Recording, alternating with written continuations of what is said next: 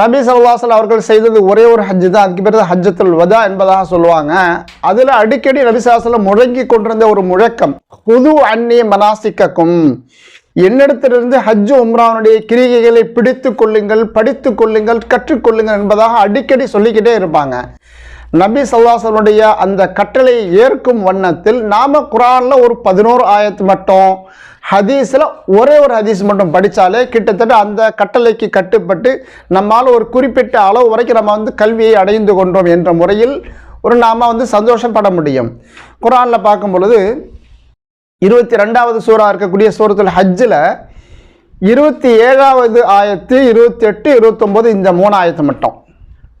2வது சூரா சூரத்துல் பக்ராவில் 196 ஆரம்பித்து 203 வரைக்கும் சுமார் ஒரு 8 ஆயத்துகள். இந்த மொத்தம் 11 ஆயத்துக்களை படித்தாலே ஓரளவு நமக்கு தெரிஞ்சுக்கிற முடியும். அது மாதிரி சஹீஹ் முஸ்லிமில் வரக்கூடிய ஹதீஸு தமிழ் பிரிண்டிங்கில் 2334வது ஹதீஸாக இருக்கும். அதே ஹதீஸ் இங்கிலீஷினுடைய பிரிண்டிங்கில் 2803ஆக இருக்கும். இந்த ஒரு ஹதீஸ் கொஞ்சம் பெருசாக இருக்கும். ஆனால் கிட்டத்தட்ட நமக்கு தேவையான ஒரு 80% விஷயங்கள் அந்த ஒரு ஹதீஸிலே எடுத்துக்கொள்ள முடியும்.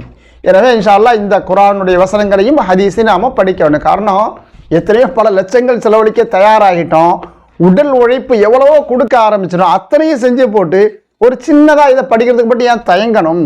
அதனால் நாம் இதை நேரடியாக குர்ஆனை ஹதீஸையும் படிப்பதுக்கான முயற்சி. இன்றைக்கி தான் நமக்கு நிறைய கிடைக்கிது, இல்லை நேரடியாக பிரிண்டு கிடைக்கிது, புக்குகளையும் கிடைக்க தான் செய்யுது. அதனால் நம்ம இதை படித்து முடிச்சிடணும் இன்ஷா அல்லாஹ்.